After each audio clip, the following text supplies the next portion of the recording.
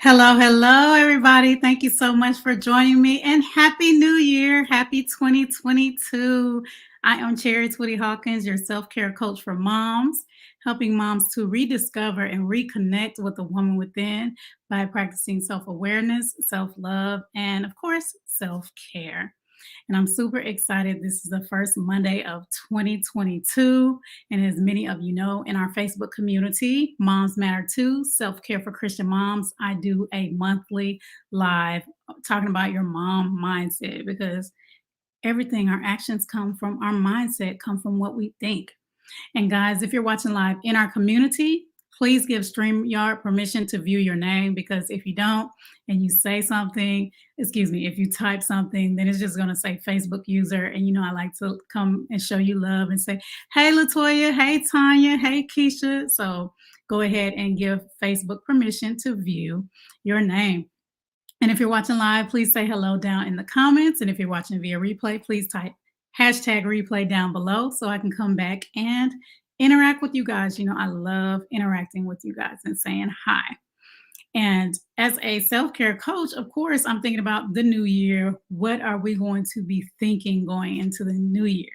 Some of us are super excited. Some of us are like, oh, here we go again. Is this going to be another 2021? And I pray that it is not, especially when it comes to your mindset, because when your mindset changes, your actions are going to change. And guess what? Your life is going to change. And so today I'm talking to you about 4 things that we need to leave in 2021. We need to leave it. Even if you brought it into 2022 already, I want you to leave it at the door. Okay? Leave it at the door. Okay, so the first thing is thinking our mom mistakes make us bad people. Now, first I had this as thinking our mistakes as moms or our mom mistakes make us bad moms. But we don't just leave it there at the door at being a mom and then we feel good as a wife, as an employee, as a business owner. No, we take it all the way across the board. We start to internalize it and feel like, oh, I'm such a bad person. I can't believe I yelled at my child. I can't believe I wasn't there for them. I can't believe whatever it is. And we just really take it and just really embody it as us being a bad person. Have you ever really thought about that? That we just start to feel like, oh, I'm just so horrible. And we take it into our marriage, we take it into our work, and we're just walking around with this sulky attitude because of something we did or didn't do when it came to our children. So I encourage you to really think about, we have to work on, y'all know how they say women, we are like this, we're like spaghetti. And men, they can like compartmentalize. You know, a lot of us, we're not that good at that. Depending on your personality type, you might, as a woman, you might be good at that. But we need to start learning how to separate that. Because if you made a mistake in your business, that doesn't make you a bad mother, does it? No. If you made a mistake with your husband, maybe you went off on him and you know you should have kept your mouth quiet. Does that make you a bad entrepreneur, a bad employee, whatever the case may be? No. It just means you made that mistake. So we need to learn how to really start separating that. Start separating, okay, I made this mistake with my child. Okay, how am I going to fix it? And then do what you need to do to fix it. And if you're still feeling that mom guilt afterwards, pray about it and ask God to help you to release that. To release that. Because I know a lot of us as adults, my daughter, she has this thing where if she does something wrong and I get mad, you know, we say something about it, whatever, and I move on because y'all know we have so many things going on in our heads, so many things. And then she comes to me like, Mommy, I feel bad because and I'm like, girl, I don't even know what you're talking about. And I'm serious. I don't know what she's talking about because I've gone and done so many other things. And it could be the same way with us as moms. We could just feel so bad that we yelled at our child or so bad that we didn't get them that thing or whatever it is. And then our kids done went on about their business. They don't even remember. All they remember is it happened and on to the next thing. So we really have to Learn how to separate that and be intentional. You guys know that I am big on the word intentional. Instead of feeling like victims and sulking in things, we need to be intentional about saying, hey, I made this mistake. I'm going to own up to it. I'm going to fix it. If I feel a certain type of way, I give myself a certain amount of time to feel that way. And then I need to move on. Because if I don't, that's the devil getting me. That's what he does. He gets you, keeps you feeling bad. Okay. So I want you to think about that. Am I being intentional about saying, hey, I made this mistake? Don't let your ego stop you from apologizing to your kids. Because I know a lot of us deal with that. We don't want to apologize. Apologize. Or say to yourself, how am I going to, Christina, it's so silly. How am I going to be intentional about saying, hey, I made this mistake. What am I going to do to fix it? And then move on. Because that mistake is not who you are, it is just a choice you made. Hi, Joyce. Hi, Christina. Thank you so much for joining live. And thank you. Christina said, I just love your earrings. Thank you, girl. But yeah, that's the first thing. We really need to be intentional about separating that your mistakes do not make you a bad person. And this next one is a big thing about ego as well. Not asking for and accepting help. So many of us are overwhelmed, stressed out. And it's because we're either not asking for help or we're not accepting it. People will ask you, girl, do you need me to bring something? You need me to watch your kids? You need me to, no, I'm good. I got it. That's ego. That is your ego. And it may be just, as I say often, it may be because that's what you saw your mom, your grandma, your aunts do. You saw them do that. So you was like, oh, I'm gonna do that. I'll make sure mine are taken care of. But that doesn't mean you can't have a community. Remember that it takes a village? Or some of y'all may not have ever heard it. It takes a village to raise a child. And a village cannot be one person. And if you try to be that one person, and you're doing it now, and you're watching this video, you know you are wore out, you are stressed, you are tired of doing it all. So we have to learn how to accept help, and we have to learn how to ask for it. And if you know that's really a stronghold that you have, something that is really stressful for you, and you don't know how to do it again, what am I going to tell you? Pray. Pray and ask God to open your heart and open your mind to be able to accept help, to be able to know that you are still an amazing mother. You're still an amazing woman, even if you get help. My aunt, she was an amazing, I tell my husband all the time, because she's doing it now with my kids. She was an amazing help for me. We live in Texas. She lives in Alabama. We used to, this was before the internet and all that. Write letters to each other, talk on the phone all the time. Village. And then when my mom would take us to Alabama, where do you think I wanted to go? To my aunt's house. She was my emotional support. Like, oh my goodness, like was so necessary that my other family members, they didn't know how to do. And, that's not a bad thing necessarily, because we have different personality types. Some people are very good at being emotional. Some people are not. But she was that for me. She was part of my village. So I share that with you to say, be okay with people helping you, family, friends, your kids helping you with the dishes, your kids sweeping the floor, your spouse helping you. Be okay with that. It does not make you any less. Get some curbside pickup, order your groceries, have them delivered to your house, whatever. Those are just some examples. Don't feel like you have to do every little thing, because you don't. And this one is putting ourselves last.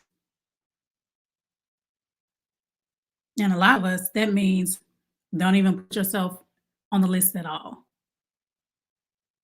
Or you're making sure everybody's taken care of. Mentally, spiritually, emotionally, physically, you are taking care of everybody else. except yourself. You're supposed to take care of everybody in your family. And guess who that includes? You. That includes you. You need to be putting yourself on that list. What am I going to do for myself this week? Write that down right now. What am I going to do for myself this week or tonight? Don't think about, oh, okay, I got to make sure I make dinner, wash the clothes, make sure the kids are good. My kids are going back to school tomorrow. Make sure you are on your to-do list. Stop putting yourself last or just not putting yourself, like I said, on the list at all because you do so much. You're supposed to, I feel like and they say this, that humans, you can have evidence of something, you can see it and still not believe it.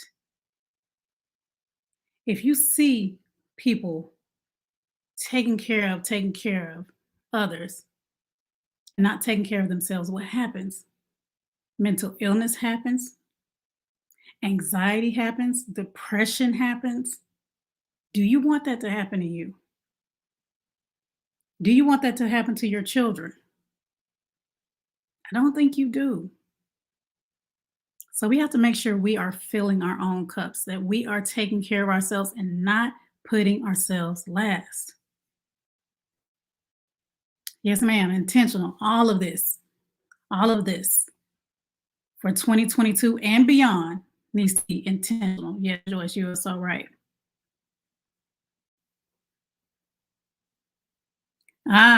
Joyce said, "Oh my, this is big for me, only because of past disappointments." I totally get it. You don't want to ask for help because other people have either, you know, fell off or they just didn't help at all. And you're like, "Well, I'm gonna keep asking for help for." That's where again that prayer and discernment comes in. She said, "I'm getting better. 2022 will be different. I will get more help." Yeah, I'm telling you, it will help. I've had moms comment, and they are like, "Oh my goodness."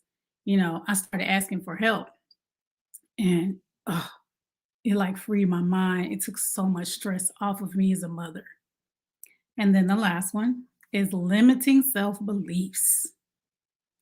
Limiting self beliefs. For those of you that have my book, Self Care Affirmations for Moms, you know I'm big on speaking what you want in your life, speaking abundance versus speaking, oh, I can't do that, girl. I wish, man, I'm just not good enough. And we have those thoughts because our subconscious thoughts, a lot of them are just negative from maybe when you were a small child and you still have those thoughts. 80% of our thoughts are negative. So we have to be, what's that word, y'all? Intentional. Intentional about saying the opposite, about saying, I am good enough. I am an amazing woman. I am beautiful. I am fearfully and wonderfully made. We have to be intentional about saying it like we mean it until we believe it. Because that's the woman we are going to be for our husbands, for our children, for God, for the world. And if we're thinking in a limited way, guess what we're going to pass down to our kids? The same thing. We're going to pass it down to our kids, and they could possibly pass it down to their kids. Because y'all know motherhood is about legacy. So we have to really be intentional about what are we believing about ourselves? What are we speaking about ourselves as women of God? Because it comes out in our actions, it comes out in our energy. I know you guys know your kids are always watching you. And you may not say a word, but they can feel it like, oh, what's wrong with mama? They can feel it because they're just, especially if they're empaths, they can feel it immediately. Like my daughter be like, "Mommy, what's wrong?" I'm like, we thinking we holding it together. I got this. I'm mama. I can do. Our kids know. So we have to make sure, again, we're speaking the same things you want your kids to speak about themselves, the same things you want them to believe about themselves. You need to do the same for yourself. Be the change you want to see. Okay? Not that do as I say, not as I do nonsense. None of that. None of that. Because it may work, they may do it in front of you. But when they get behind closed doors, I say, my mama used to, we could not cuss, okay? My mom didn't play that. But when we went around her, what did we do? Because she did what? She was cussing. So, oh, mama, don't get me, don't get me. I don't know if she watching. But I'm saying, not that do as I say, not as I do, because we learn by example. We may say, hey, I respect you, so I'm not going to do it in front of you. But when it gets behind closed doors, we may do the opposite. So we have to make sure, again, we are being a positive example to our children. By what? Saying positive things until we believe those positive things. I say affirmations with my kids. You know, that's something you can start doing as well. And my daughter, when she's feeling some kind of way and she don't want to say them, I'll be like, okay, you better say it like you want that Barbie. And then she like, and then she want to say it out loud.